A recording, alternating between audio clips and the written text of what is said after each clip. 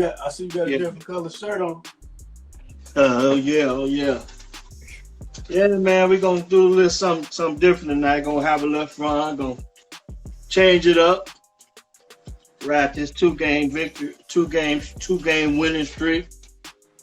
Get into some other things going on around sports. It's a good time to be a sports fan right now. It's a lot going on. I got my black on for John Gruden. You know, he took the dirt nap today, so I had to put black on. Yeah, that's just I don't know. That's crazy, but I don't want to take nothing away from the Bears going down there and getting that ass.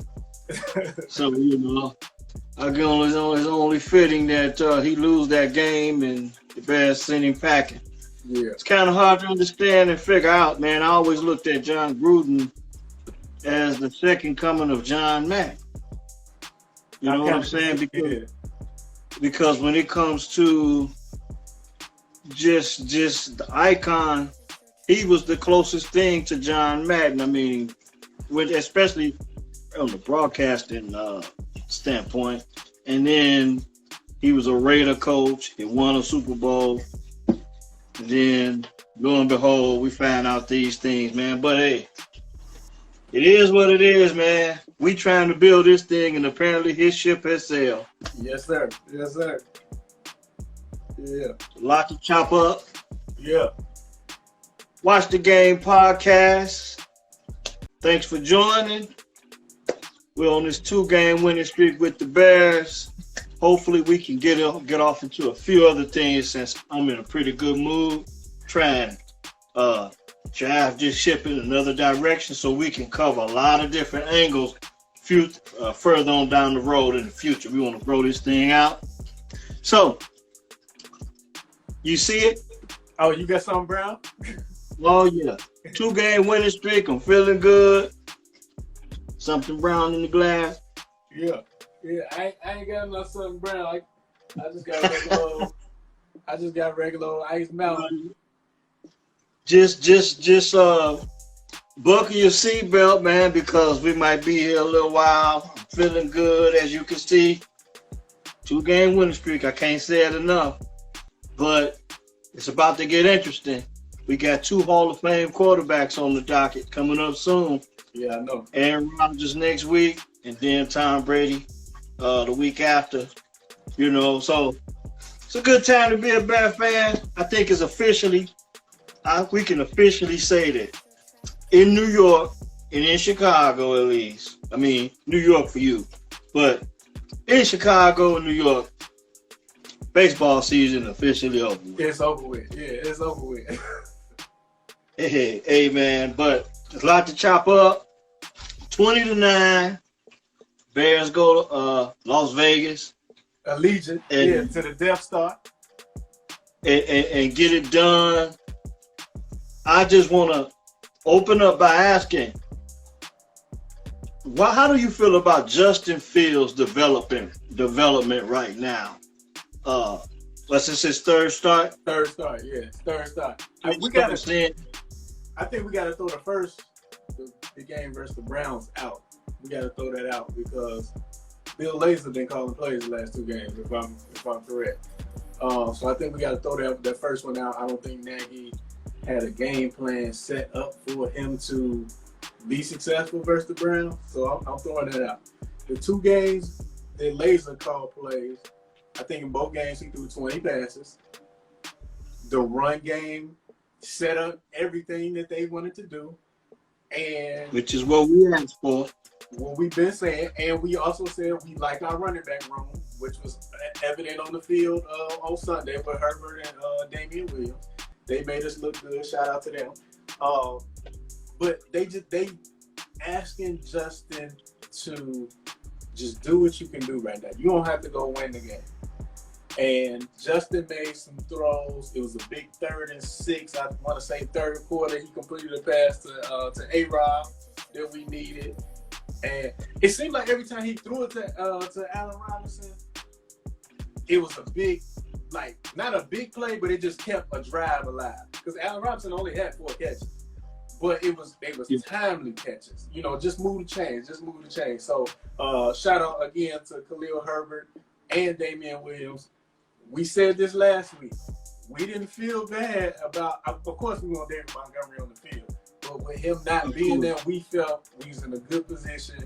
As long as Laser calling the plays, Justin can do some things back there to extend some plays and make some things happen. Like the touchdown he threw to Jesper Horsted. I think that's how you say his name. He rolled out, took a shot, still delivered the pass. First touchdown pass in his career. So I like where Justin is going. And me being a super huge Michigan fan, I've seen this dude play. Like, I actually seen him play, not just I was one of the people like, oh, damn, Ohio State ranked number 2 in the country, Justin Fields' stat line. Like, I've seen him play, so I know what he can do. I'm not surprised by none of this. It's exactly what we used to seeing on Saturdays, what we got used to seeing him do on Saturday. Yeah. Shout out to Dev. I see Dev in the house. David Jackson in the house. What's up, Dev? But look here. Okay, you got, like you said, that was Justin Fields' first touchdown pass in the NFL. I think they gave him the game ball. I'm not for sure, but that's exactly what we asked for, man. I mean, Damian Williams and Khalil Herbert heavy in the run game. Honestly, did you catch Ryan Nall in the I formation? I saw it. Yeah, I saw it. I always felt like if you're going to get him on the field, put him at the field fullback position. And I think he got the opportunity to line up out there. He didn't get the ball, but he got a chance to line up in the I formation out there. I think it's because I think J.P. Holtz was out. He's been normally tied in playing fullback. So with J.P. Holtz being out, my man Ryan Nall had a chance to get on the field. Heavy on the run game. Horsted catch. I think that was Horsted's first touchdown catch in the NFL. For both of them, yep. So who gonna get the game ball? Hey man, they gonna have to give out two. Yeah, cut it in half, huh? Two guys. I think that might be kind of rare when you see two guys get their first touchdown receiving, throwing and receiving on the same play at the same time. Yeah. And I mean, that's amazing for those two guys. I felt like coming off the Detroit game that they would build off the running game, and I felt like they should have been able to do more with the tight ends.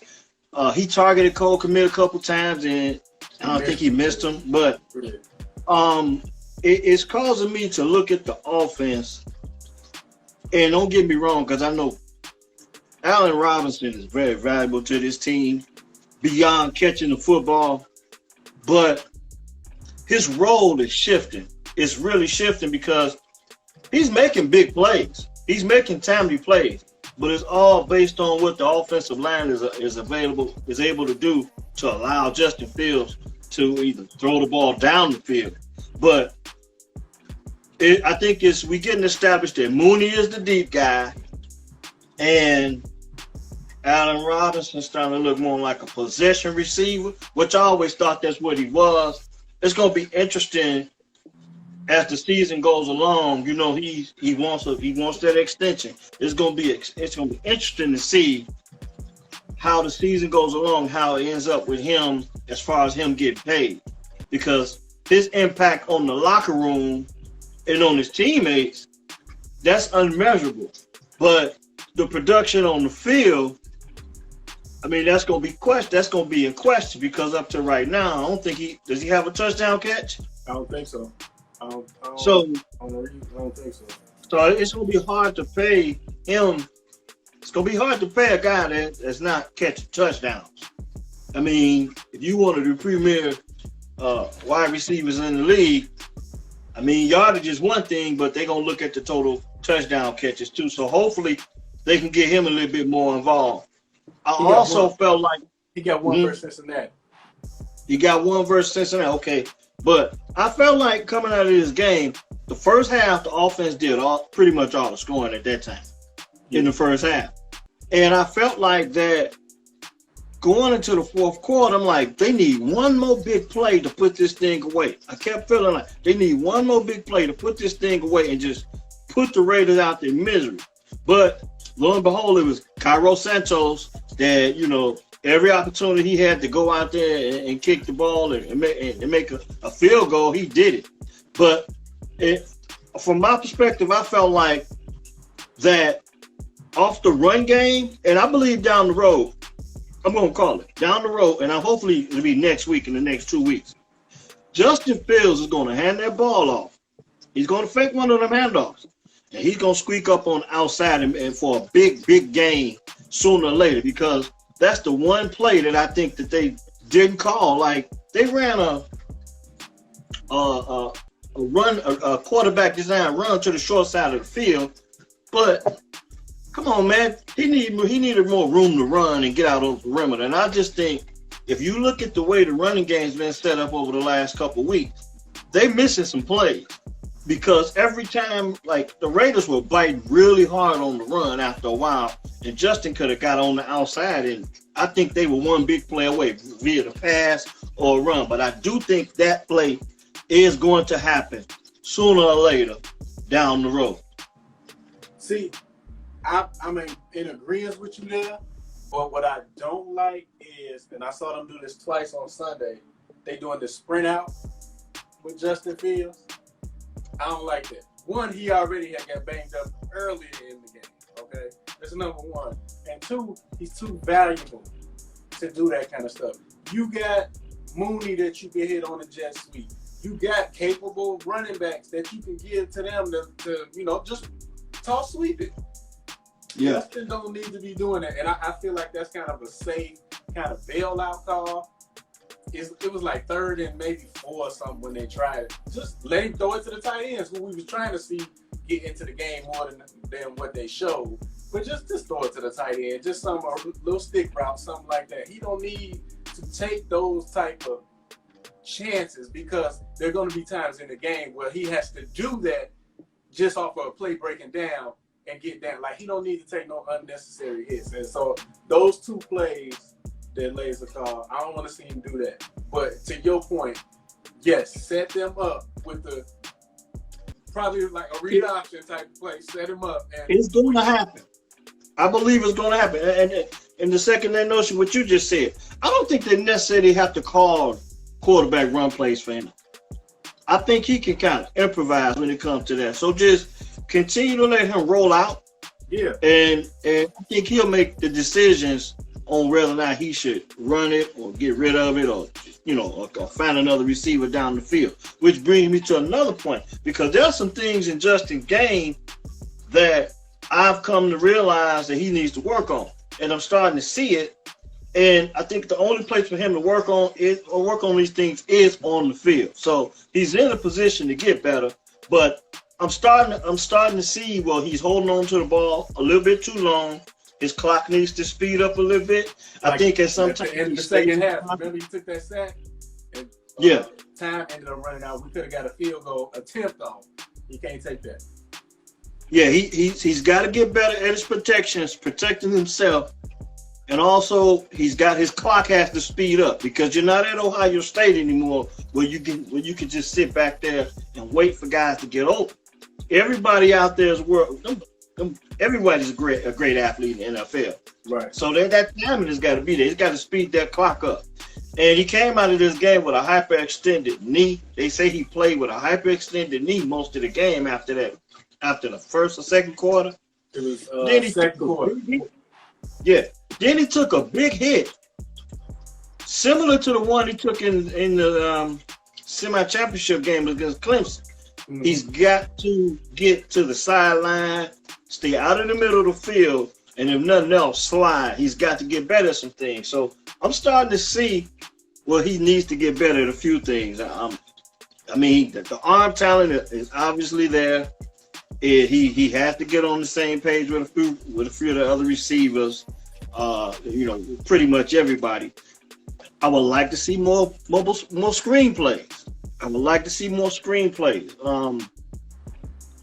Like I said, I just think the offense left some opportunities on the field that I think further on down the line, 20 points. I don't think 20 points is going to beat the Packers. Nope. I don't think 20 points is going to beat the Buccaneers, and that's who you got coming up next. So you got to find a way to put more points on the board.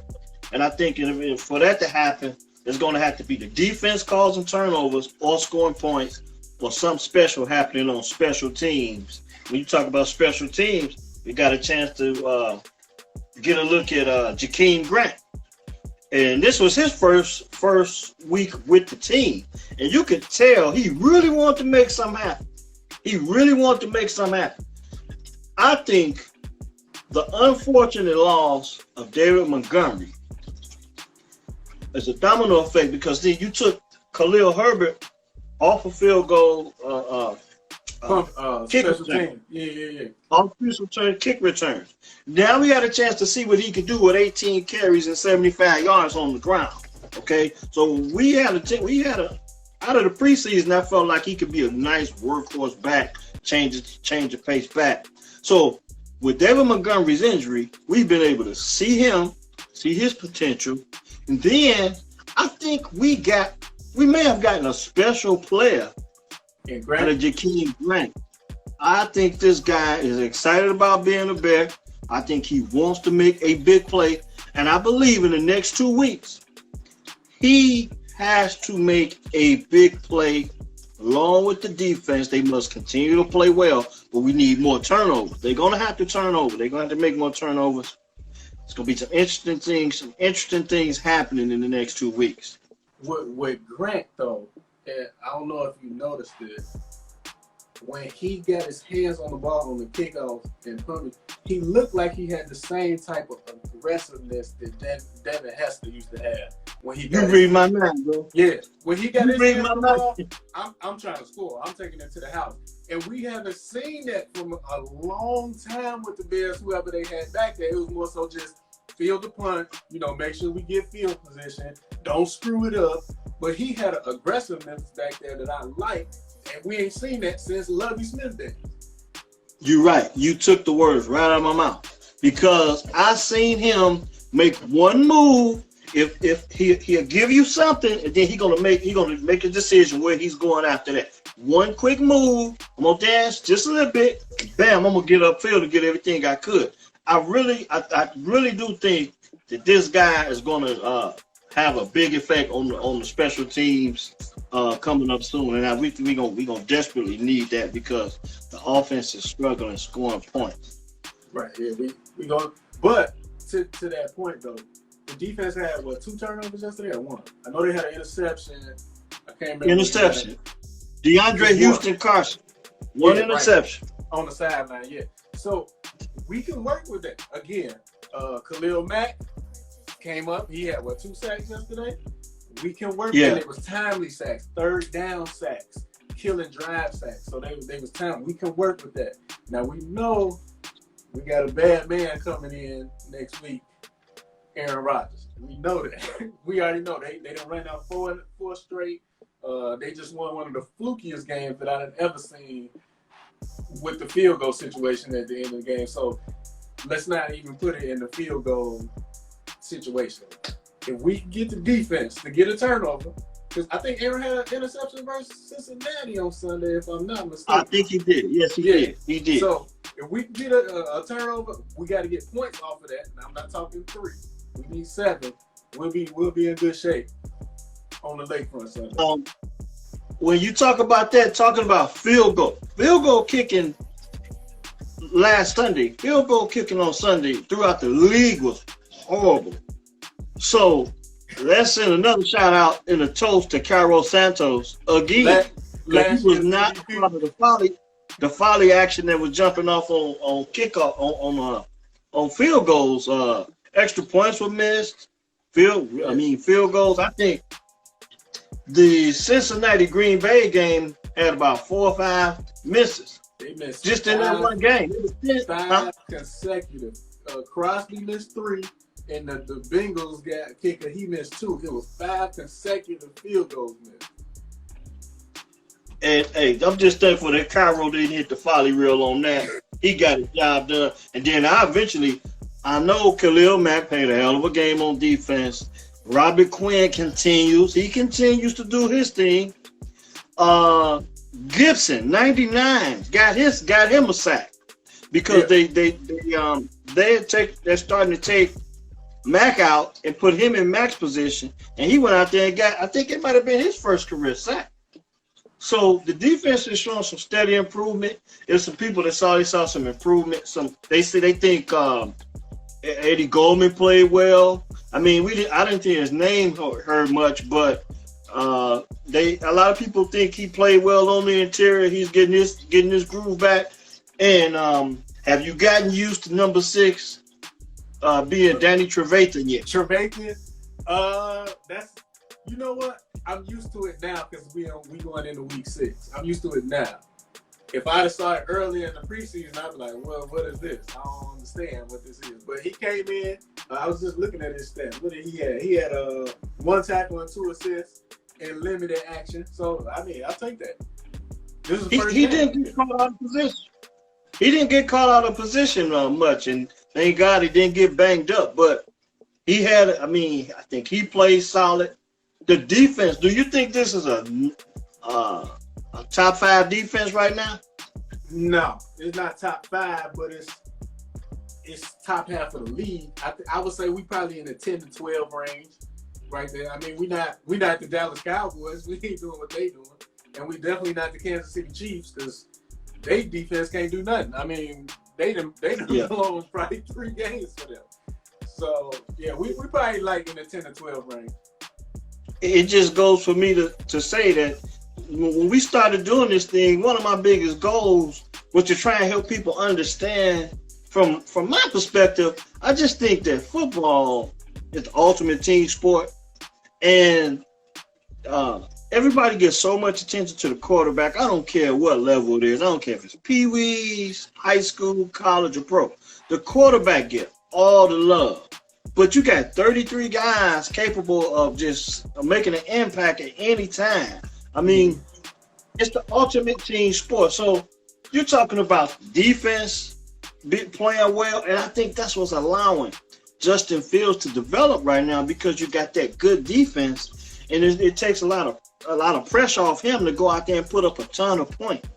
Mm-hmm. And I think in the next 2 weeks, the 2 people that's going to gain the most experience in the next 2 weeks from the Bears, I believe, is Sean Desai and Justin Fields. Because Sean Desai has to figure out a way to stop Aaron Rodgers. And I'm tired of people, over the years, they've been saying Aaron Rodgers don't have no weapons. That's bull, man. Because Adams is getting it done. Dude, Adams is getting 11 catches for 205 on Sunday. Yeah, they can cut that. My teams don't double him. Hey, they've been saying that. It's going to be interesting to see what Sean Desai does with him. And I think that's why it's going to be a hell of an experience for him to go out there and game plan against Aaron Rodgers and Devontae Adams. I mean, they need to quit that. The man, he's a weapon. And over the years, I know they haven't drafted. They didn't go out and draft one of the big-time wide receivers over the years. But you're talking about Aaron Rodgers has been able to just make lemonade with lemons. And I think Devontae Adams developed under him. Yeah. Valdez Scantling. Remember James Jones with Jordy Nelson was pretty good. Randall Cobb left, and he ain't do nothing when he was with the Cowboys and the Texans. He came back, he just made a big 3rd down catch the other day. Like, we know Aaron Rodgers is the straw that stirs that drink. Aaron Rodgers, I was thinking about, out of all the hype you get out the quarterback's position throughout the league, and it seems like almost every team has a marketable quarterback. When you think about it, it's kind of like the NBA. Every team has a every team has a marketable quarterback outside of maybe. Houston has its issues with Watson. So Houston, Denver, and then it's kind of hard. It's kind of hard to figure out who don't have a marquee quarterback. The league does a ton of a job. Who that? The Broncos. They don't have the Broncos. Yeah, the Broncos. So you got Bridgewater filling in the gap there. Now he can make or break himself there. And then you got, Who's playing in Houston? I can't remember that. I think it's the rookie, man. Davis Mills.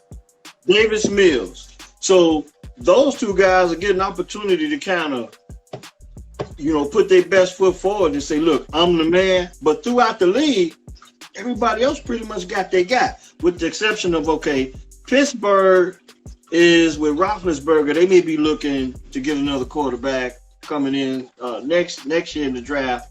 But I bring you to ask you this. Out of all the hype around the quarterback position, how many true difference makers do you think it is in the NFL at that position? I'm talking about straight up difference makers, and why? Because we start to see. We ain't talking about young guys. We talking about everybody, all 32 quarterbacks.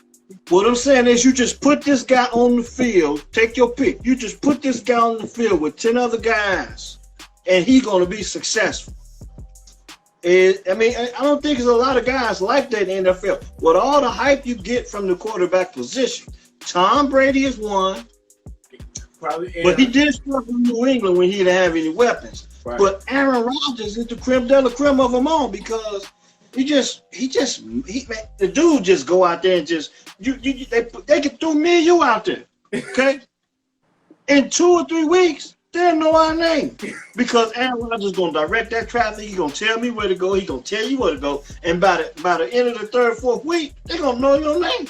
Right. And there ain't a lot of quarterbacks in the league like that. He just take what he's given and make plays, and that's what I'm saying. You got all the hype around the position, the special guy. I think Lamar Jackson is special. Because he could just do so much on his own. The weapons he got. I'm pretty sure he got a weapon or two. But it's all about him. He's making the play. So Tom Brady, now Aaron Rodgers and Lamar Jackson are two of the most, in my opinion, the most special quarterbacks in the league. Because Tom Brady, he struggled with big play receivers, but Belichick put him in position to win because he had good defense and he had good play calling, a running game, and occasionally he made the most out of what he had on with the receivers too. I'm glad you didn't put special guys. I'm glad. Say it again.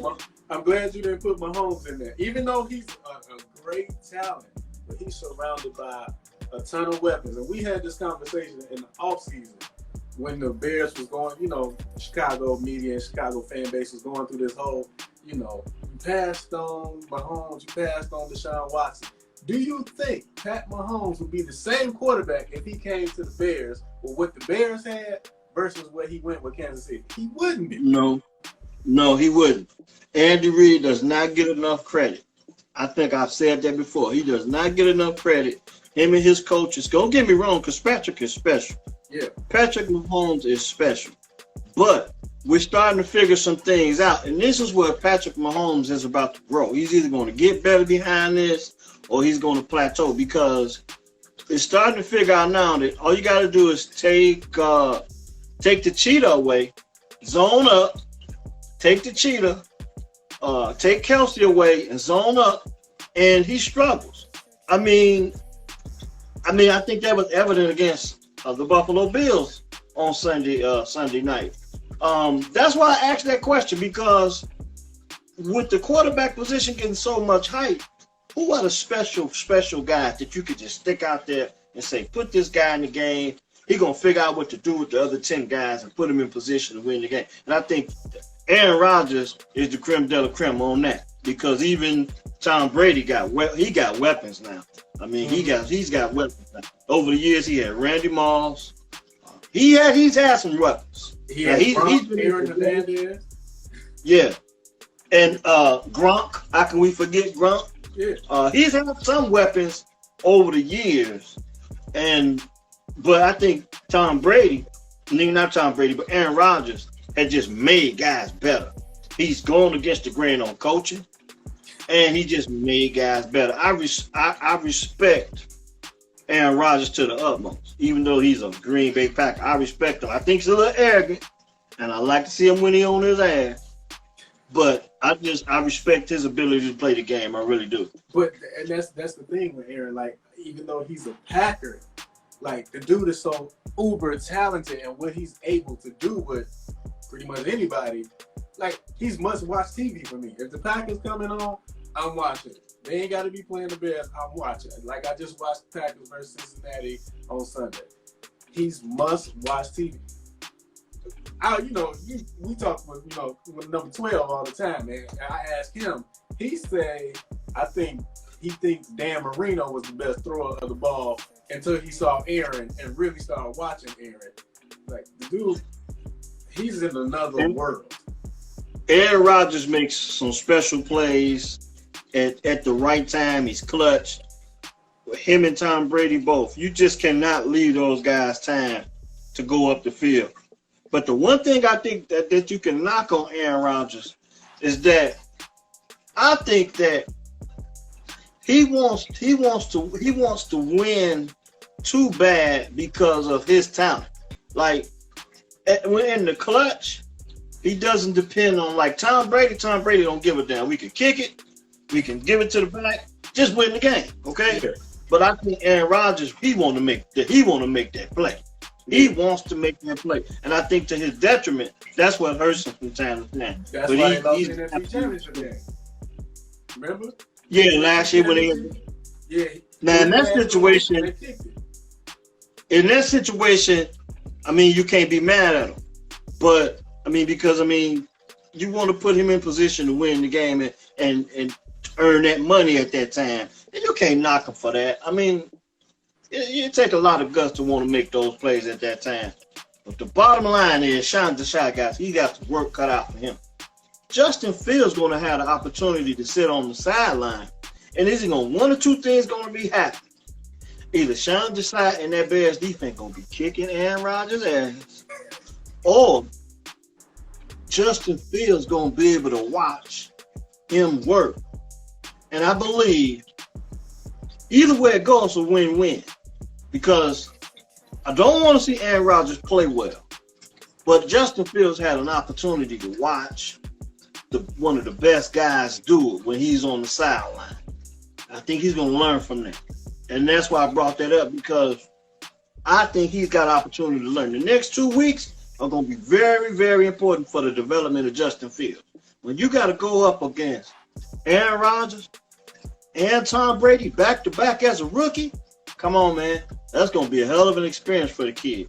And I'm looking for it. I really am. I'm looking forward to it. I really am. I'm trying to find the last time that the Bears beat the Packers. I don't even remember when it was. 2018. when they went to the playoffs. 2018. And Matt Nagy's rookie, when it's his first season as coach, I believe that's the last time we beat the Packers. Okay, 18. That's 3 seasons ago. That's like, and we play them twice a year. That's like lifetimes ago, feel like. And you remember now, we made the statement. I believe the Bears can only afford to lose one division game. I believe they can only afford to lose one division game, because you got to look at the rest of the schedule. You cannot lose division games this year, so it puts pressure on them to win this week at home, because I think they go back to Lambeau in December. So you want to go to Lambeau. You want to go to Lambeau with one under your belt, because to put Justin Fields in a situation to go out to Lambeau and it might be bitterly cold. They got to take advantage of this opportunity. Justin Fields getting a chance to watch Aaron do his thing. Hopefully we can come up with a win. And you got the defense going to have to call some turnovers. I think they're going to need at least 2 big ones. Maybe if they can pick 6 or pick up a fumble or something, it'd be great. But they're going to have to score more than 20 points. When we sat down last week, did we say the 6-game stretch started with the Raiders, or did it start this week? Because there's a lot of heavy-hitting opponents coming up in this stretch right here. I think it started last week. And we were saying if they can go like 3-3, we'll be in good shape.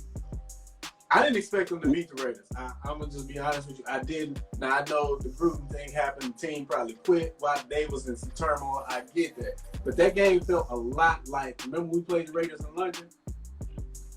It felt a lot like that to me. Like we was in control, but never really in control. And they had a chance at the end. Luckily, it worked out. Cairo Santos came through with 2 big field goals to put us over the top. But even still, it just felt like we wouldn't. The 14 was actually enough. Yeah. The 2 touchdowns were actually enough. But I think when he went out and put up the field goals, it changed the situation in the game where they had to get in the end zone. So we needed everything he gave us.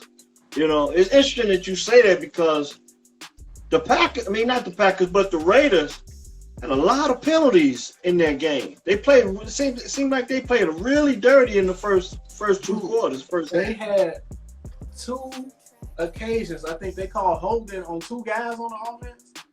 It happened in the first half. On the same play. Yeah, it happened twice. I'm like, what are y'all doing? You never see that. And to see it twice in the same half of the same game, that was crazy. And then Justin took a beating. He took another beating, really. I don't know if I think he only got sacked once. But he got hit quite a bit. He got hit quite a bit in that game. And very early in that game, it was some dirty looking plays going down. They were, you know, some real dirty looking plays. Yeah, he took a shot on that one too. And when they didn't throw a flag on that. Yeah. They didn't throw a flag on that one, but on the one he got the rough in the pass on, I thought that one was like, you could have let that go. Like, yeah. He kind of flopped.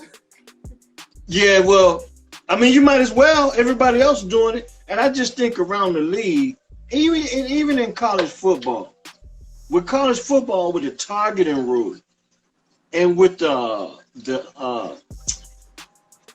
just the whole, guys are not tackling fundamentally well. I think you got to get your hands in front of you when you tackle. You lead with the crown of your helmet and you lead with your shoulder. I mean, anything can happen. Guys are not getting their hands in front of them. Then what really irks me is when guys hit the quarterback when the ball is gone. I mean, come on, man, you're hurting your team. And the Bears had a few plays during the season so far, but they was ready to get off the field, and somebody committed a roughing or a late hit or just tackling. The fundamentals of tackling are really gone in football today. Because I think I was taught to wrap up, and you don't see a lot of wrapping up anymore. I think that's too, because especially with the quarterbacks, it's like, well, can I hit him? I can't hit him high because that's the rough in the pass. I can't hit him low because that's, unsportsmanlike conduct. So how can I hit him? And then do I got to step in the half, with a continuation, or do I got to pull up? Like, especially when they break containment and they be running towards the sideline, and it's like, okay, so do I give him a shoulder or do I just let him go? And he end up picking up 2 to 3 more yards in a lot of cases because you don't know if I can hit him or not. And it always seems to happen on 3rd down. Yep. When it's time to get off the field. A lot of defenses just make that bad play. I don't know if they're trying to make an impact for their teammates or get the crowd hyped up. But the key is to get the hell off the field and keep them out the end zone. And like I say, the targeting rule and all of this, it's the defenseless player thing. Come on, man. So, yeah, I don't understand that. You're supposed to just let him catch the ball? Exactly. So if I catch it, I'm not defenseless. But if I drop it, I'm defenseless. So I get the yards either way. Like, yeah. That brings me to another thing. Have you been paying attention to the pass interference calls around the league? I'm starting to see guys kind of flop into the defender too. I'm starting to notice that too.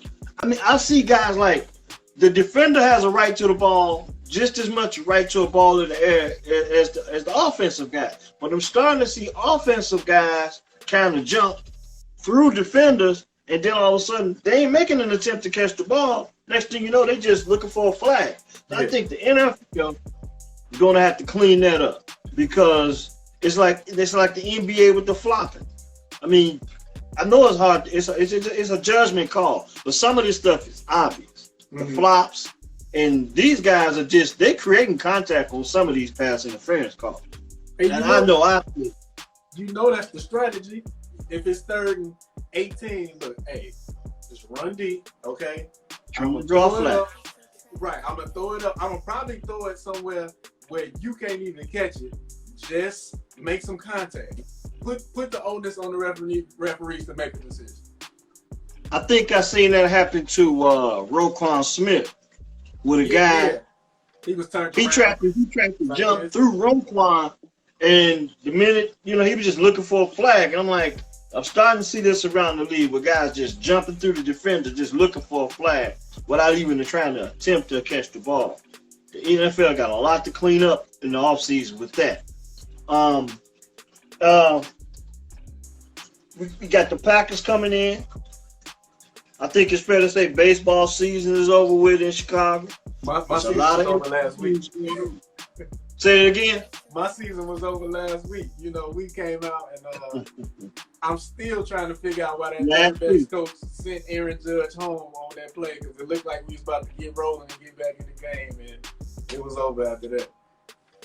One thing I always tell Sox and Cubs fans, the Sox and the Cubs fans, they always they're always getting on each other. One makes the playoffs, and the other one, they try and look down on the other one that didn't make the playoffs.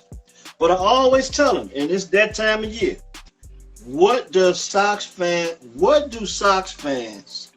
Cubs fans do in November? They become Bears fans. So it's time for the Sox fans and the Cubs fans to unite again, and run front, and let's march on the Bears. Let's root on the Bears. And what about have you had an opportunity? Have you had an opportunity to watch any NBA? No, I watched the Heat's first preseason game last Monday. I checked that out. I wanted to see what Westbrook looked like on the Lakers, so I caught the highlights. I ain't really got into my NBA mode right. Michigan 6-0, so I'm still riding that heavy. The Bears 3-2, so that's a surprise. So I'm firmly entrenched in football season right now.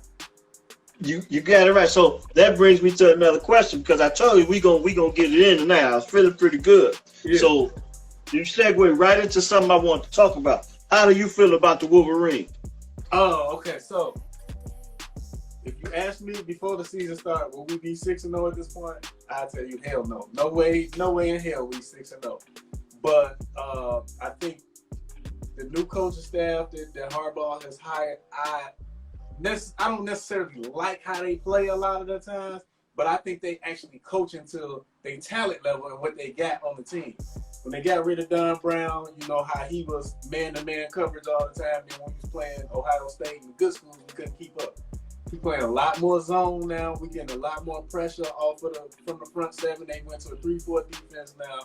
The running game has been an absolute surprise to me, because I didn't think we had no offensive line. I didn't think Haskins was a top conference type of running back. And he's been the bell cow for us. Then we got to change the pace with Blake Corum. And we getting a lot of good quarterback play from Cade McNamara. The only thing I would say is, though, Harbaugh needs to quit playing and just go ahead. Well, he can't really do it now because we 6-0. But J.J. McCarthy, I think it's evident he's the guy. They just can't make that move because they 6-0. I think I think the game against Nebraska was a good win from the perspective of, because we went to the game against Washington. Great experience for myself. But you didn't enjoy that game. No. Could have Pac-Man, Uncle Hen, number 12, Snack Game, and all the bunch. You guys did that game. That game was boring to you guys. So, but they got the win. They had 45 yards passing that night. I'll never forget that. 108,345 people. Them two numbers I will not forget. Going to the big house. 45 yards passing and 108,000 345 people. Mazed out. Great experience for myself. But looking at the Nebraska game, I told 12, we sat down, I told Snack Daddy, I said, this game against Nebraska is going to be a dog fight. I say, because Nebraska, they actually playing good football. They just can't catch a break. Yeah. They just can't catch a break. They shoot themselves. Yeah. And man, you could just look at Frost, man. Frost just so frustrated, man. He reminds me of Jim Harbaugh about 2 years ago when Jim just nothing could go their way and they just couldn't finish games. They were playing hard because Michigan has been playing good football from time to time. But I think it was like a year or two ago where they were playing really good football. They just couldn't win the big game and turn the corner. Yeah, they one game against Michigan State when they lost was it a special teams play? You talking about the punt? Yeah. And then the game when they talk about it, 12 talk about it all the time when they gave Ohio State the first down. I look at Scott Frost, and I think like he's having one of them years like he's got to be in a situation where he might be on the hot seat. His team is playing hard.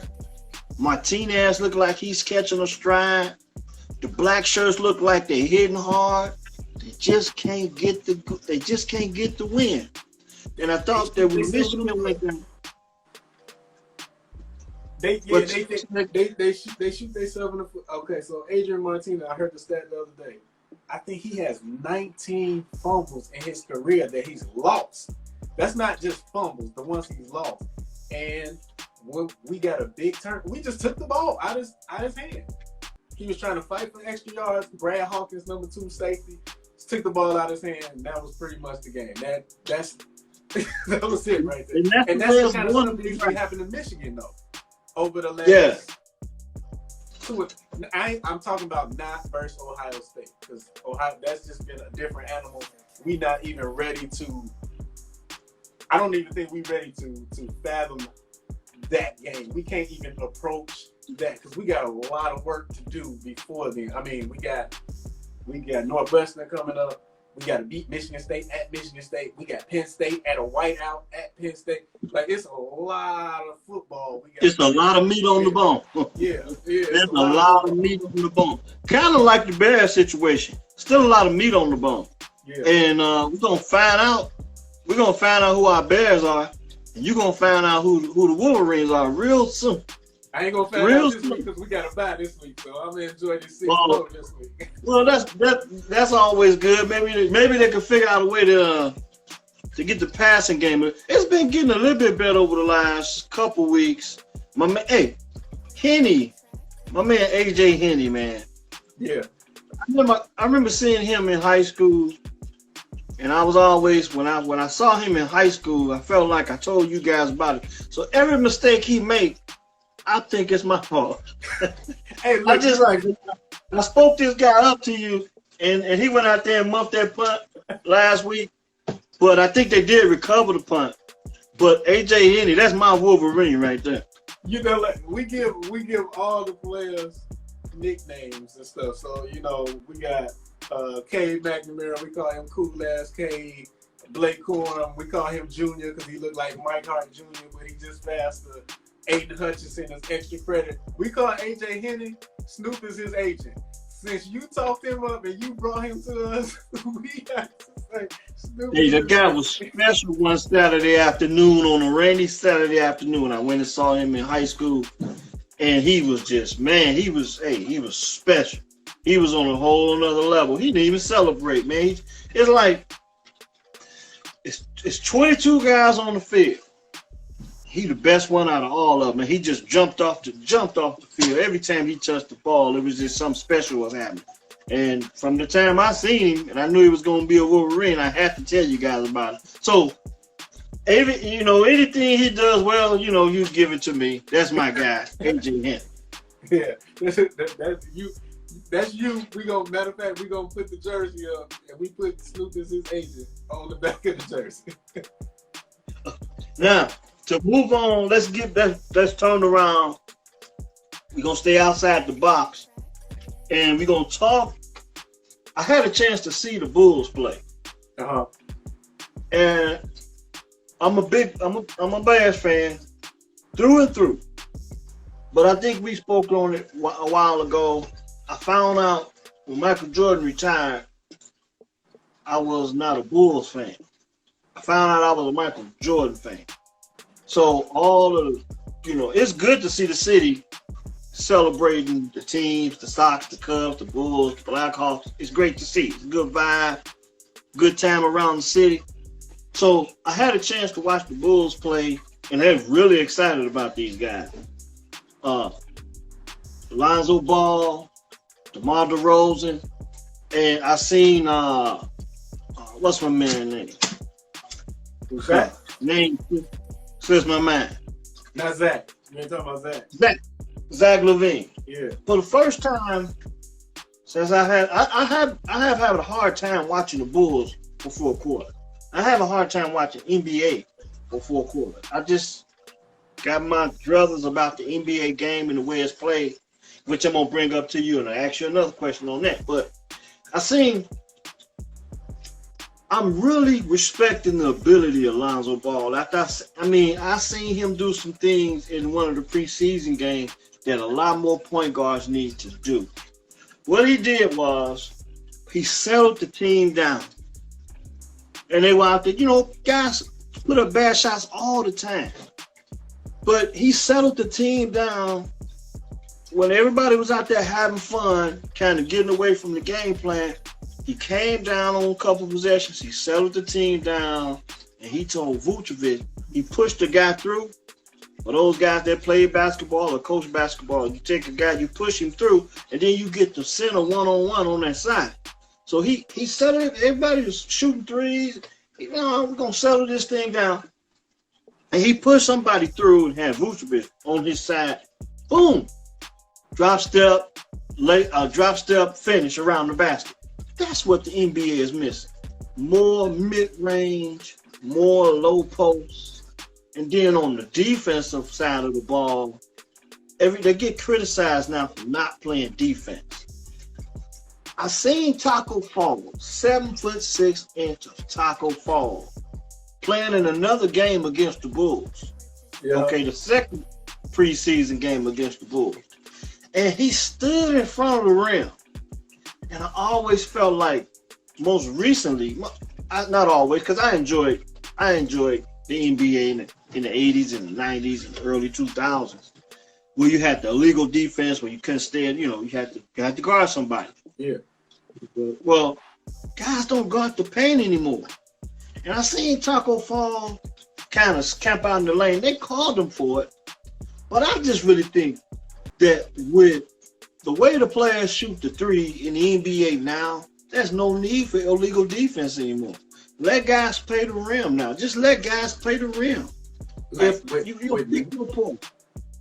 Pick your point. Because they got defense of 3 seconds. I know. You saying just eliminate that altogether. Eliminate that. Because guys are taking so many bad shots. And there's no rim protection anymore.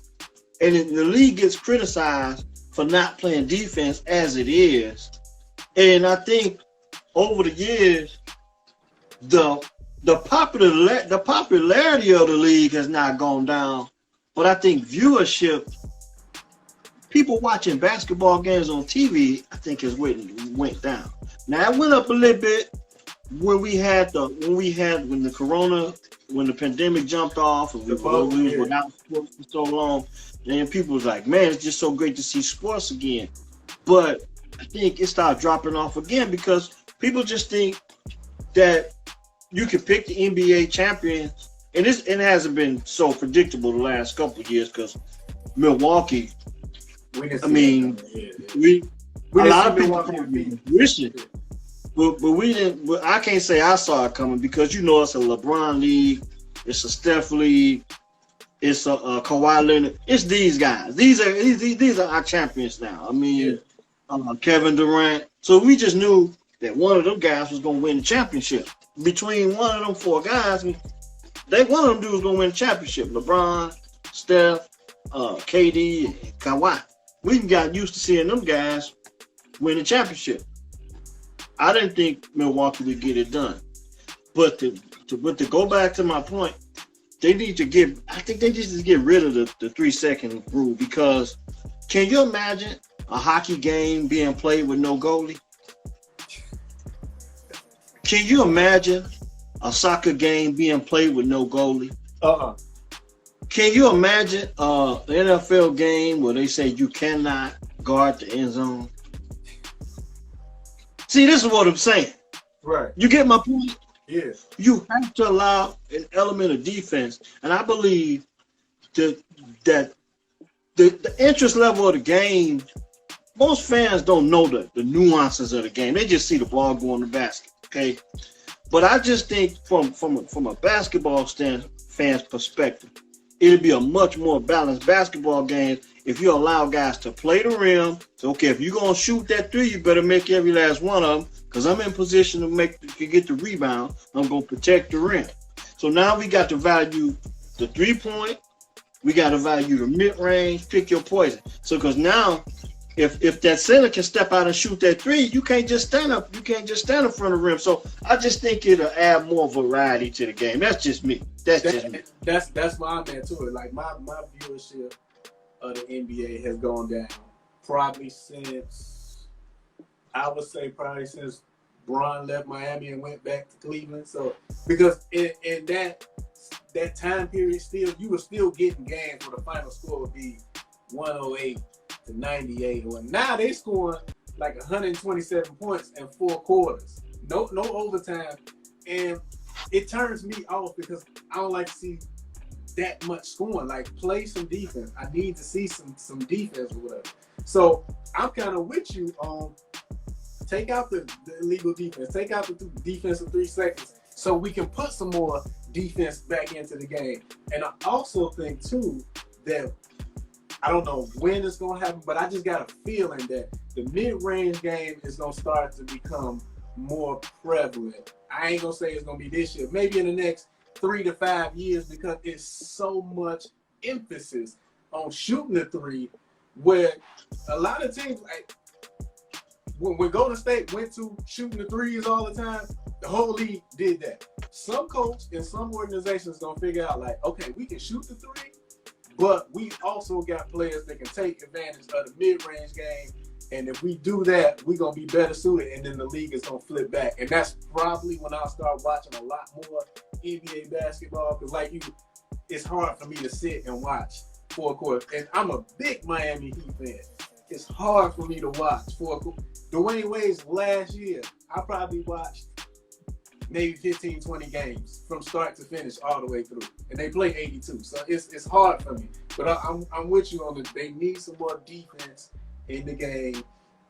They need, you may come to old school on this, I don't want to cut the TV on and see the Milwaukee Bucks wearing blue jerseys. I don't want to see that.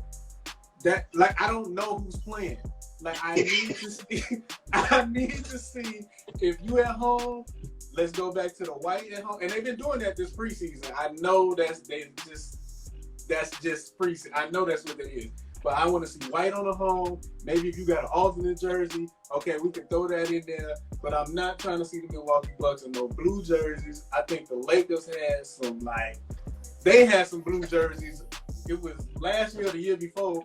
And I know they was going back to the Minneapolis Lakers or whatever, but that's not who the Lakers are. It's purple and gold. I got you on that. We know why they do that. They do that to sell and market these jerseys, but it is getting a little Crayola crazy in the NBA. The Bulls during the regular season, I challenge you to find a game where they wore the white jerseys at home. They never do it. At home. Yeah, you're right. Because this preseason, they have been doing that. Yeah. They have been winning the white at home and then on the road, because they played the games in Cleveland. They played the game in Cleveland. They played the game at home. I think they played a game against New Orleans. And I think they went with traditional whites at home and then with the traditional road jerseys on the road. But, I mean, I'm gonna try and do a better job. I'm gonna try and watch them a little bit more, because I do believe that I like Lonzo Ball. I'm starting to respect his ability to play the game, because think he's one of those point guards that we just don't get anymore. He's not a high volume shooter. He has improved his 3-point stroke, but he's not a high volume shooter. He's a pitch ahead guy. He'll get him out on the break. DeMar DeRozan and Zach LaVine, get them out. And then they got some guys coming off the bench. Like, they might have one of them bench mob. Remember 2011 when they had the bench mob squad? The Bulls look like they're gonna have one of those teams again. But it's gonna go through, start. And I'm gonna give some kudos to Caruso, because Caruso has shown his ability to run the team and assist and put the ball in places where guys gonna be more effective as well. So Caruso and Ball, 2 big acquisitions for the Bulls. I think that was 2 real nice acquisitions for them. I think they still got the one kid from North Carolina, Kobe White. Kobe White, not Jacoby White. Yeah, I believe they put him in position to be more of an energy guy now.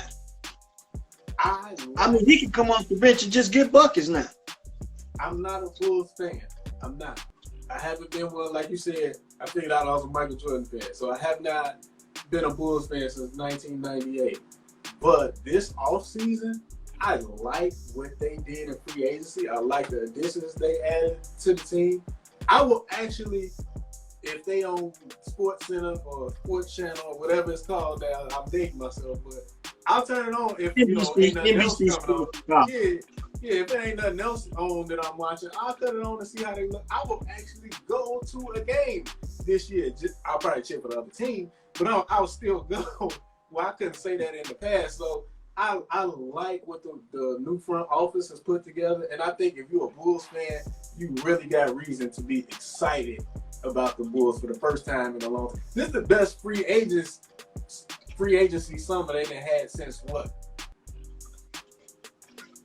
I don't know. Maybe, yeah, but Dennis Rodman, that was a trade. I know, but I'm saying that's the last time they made an impact move. Really? Okay. Was Dennis Rodman? That was 96, 95. Yeah, because in the years up to now, just saying that they were just getting rid of money just because they had to spend it. Carlos Boozer. They Eddie struck Jones. out on everybody else, so they got Boozer, right? They signed Paul Gasol, but they struck out on everybody else. Do you remember Eddie Jones? Yeah. The signing of Eddie Jones with the headband around his neck. Yeah. Where have he been? We haven't seen. That's Eddie. We haven't seen Eddie Robinson with the headband. Eddie Robinson. That's his name. Eddie Robinson. Yeah. That's what we talking about. Eddie Robinson with the braids. He played for Charlotte, and the Bulls picked him up in free agency. He had a real good playoff. And the Bulls picked him up, and his career, it came to Chicago to die. But you're right. Big acquisitions during the off season. This is probably one of the most successful ones in most recent history for me.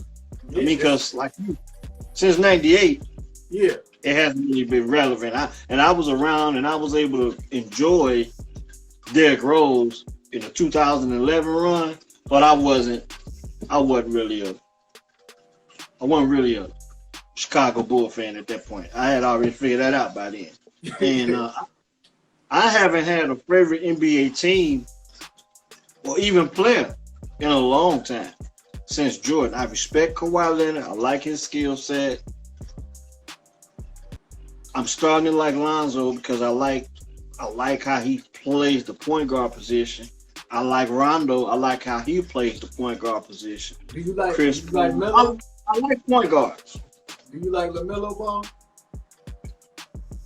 LaMelo, for the new age guy, for all the hype, when he as a youngster, he's living up to the billing. It's a hard watch for me. It's a hard watch for me, but I mean he's about as good as any other young player in the league. I mean he's got to put it together. He was the rookie of the year, right? Yeah. And that's with a short season he was injured. He's been everything he's been built up to be at this point. But if I had to pick between him and his brother, I'm taking Lonzo right now. Take Lonzo for what you need him to do. Yeah, I see you. I would take Lonzo. And I do think they can play together at some point. I think Lonzo and I think they can play together because Lonzo's such a distributor. And Melo's more of a scorer. He can do a lot of things. He can shoot it. He can get it off the bounce. He can create his own shot. Don't be surprised if, as these guys age, Lonzo Ball and Melo, don't be surprised.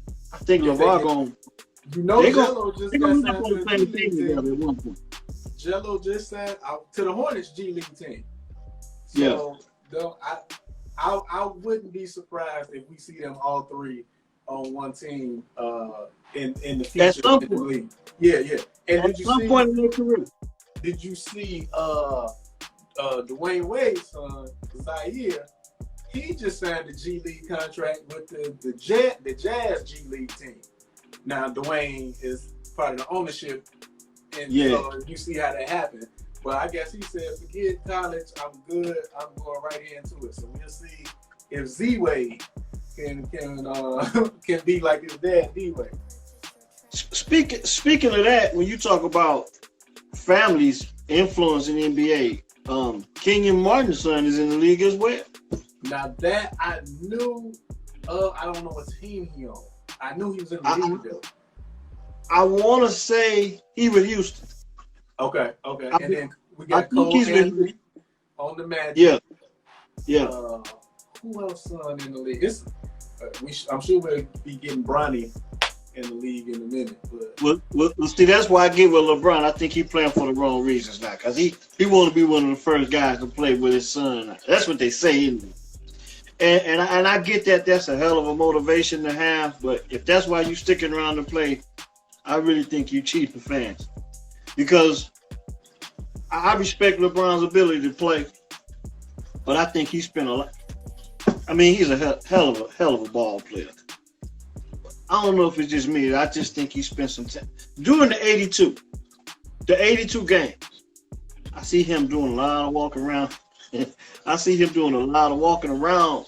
I don't want to be too critical, but that's just what I see. I could be wrong, but like I said, I don't watch a lot of NBA, but it always seemed like I kind of see him, on the downside of his career. And if you're trying to stick around to play, to be one of the first guys to play with your son or at the same time as your son, those are the wrong reasons you cheating the fans. Because all this load management, it's going to take a lot of load management for that to happen. I mean, you got to set out a lot of games waiting on your son to get to the start, get to the line. Not fair to the fans, not fair to the Lakers. I mean, if he playing at the top of his game, great. But like I said again, at some point in time, I do think you're going to see LaMelo, Lonzo, and maybe Jello on the same team. Yeah, it might be 2 years from now, because I think for that to happen, two of those guys have to really establish themselves as one of the best or a couple of the best guys in the league to be able to influence some ownership to say, okay, we'll take that shot. We can market that to these fans. Mm-hmm. I mean, so I do believe that's going to happen at some point. Yeah. And I actually I'd like to see it. Now that LeVar Ball has kind of got out the way and just let, the kids play, I'm cool with them. But the reason everybody was against Lonzo was because LeVar was out here running his mouth and saying all the crazy stuff he was saying. But now that he done kind of fell to the back, and he in the background now, I'm cool. I like watching his kids play, because I think they are all NBA players. He wasn't just blowing smoke. They are all, well, not Jello remains to be seen, but Melo and Lonzo, they're quality NBA players. Yeah, their game's speaking for them. Their games is really speaking for them now, and he can pretty much stay back. He gonna make a comeback though. You best believe that. He got way too much personality for him to stay way in the background. I think it's, to a degree, I think it's kind of unique what he's been able to do. But I think right now, at this point, the boys are really showing up and showing their ability to play the game, where he don't have to be in the spotlight as much. Finishing up, last but not least, just keeping a local vibe, and we probably don't talk about him as much. But I said we was gonna get loose tonight, and I'm on the WNBA, Chicago Sky with Candace Parker and Tippy around Northwest Indiana and Gary, the Gary Westside Cougar, Dana Evans, they're in the finals. It's a good vibe. The Bears playing well. You know, with a tough part of the schedule coming up. People are excited about the Bulls. The Sky doing their thing in the finals. I think at this point in time they up 1-0. They up 1-0. Yeah, me and one of my partners were talking about going to either game 3 or 4, I believe. We looked into tickets. So if you anybody watching this right now, tickets was like $65 for a decent seat. So and that's for the final. Yeah, for the final. That's game 3. Okay. Game 3 Not too bad. Yeah. Not too bad. $65 for a championship game for a historic time in that franchise history. Hopefully they can get it done. Good vibes in the city. And then I want to touch on to go back on this last victory against the Raiders. There was some things going on that day that I just got to bring to your attention. Now, we established that Cutter Pac-Man and took a trip to Vegas. Did you get any type of what was the buzz on that? Have you spoke to him? I have not talked to him other than he let me know he was back in the city. I haven't talked to him to get the experience, but I know I'll see him this weekend and we'll be able to chop it up and touch base. Matter of fact, I know I'm pretty sure Dev will be in town this weekend, so it might be a good weekend for us, you know, to all get together and do the podcast. But we might be able to get that information all together to see how the vibe was down there at the Death Star. And then there's some of my old school neighborhood friends from the hood in Indiana and in Chicago. My boy Jontel Jackson. I used to work with Jontel and D. Emery. This dude could always throw a hell of a party, man. This dude, man, even to this day, this dude, he used to be a DJ back in the day. To this day, he know where all the parties at. Man, this dude threw a hell of a party. But anyway, so Sunday, you know, they live in Indianapolis. You know, Bear fans travel well. I know a few people Cutter didn't go to the football game, but I know a few guys that actually did. Yeah. I knew a few guys that actually did go to the game. Cutter didn't go to the game, did he? Okay. So I know a few guys that actually went to the game, okay? But the reason why I bring up my man D. Emery and Jontel, because can you imagine? Okay, they all live in Indianapolis, okay? They went live. They Bear fans and Sox fans. They had this they went to the park and under this little shed canopy. I mean, they had they were straight from about 1 o'clock to about maybe late on that evening. They was out there just kicking it, man, representing, and the whole hood was out there. I mean, when the hood can join forces in a whole nother city, yeah, that's special to see. It was good to see, man. People had a good time. So I want to send out a shout to my man Jontel. Jontel, and he looks forward to these shows. So I had to shout him out today. So if Jontel, if you lasted to the end, I'm sending you one today.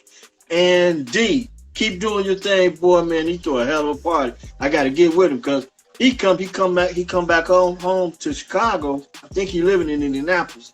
But man, he know all the parties at in the city and everything. Man, this dude be getting it in.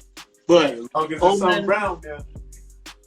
Hey, they be having a good time, man.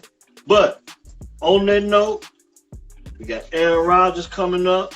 I can't forget Uncle Terrell, Houston, Texas. Houston. You know what I'm saying?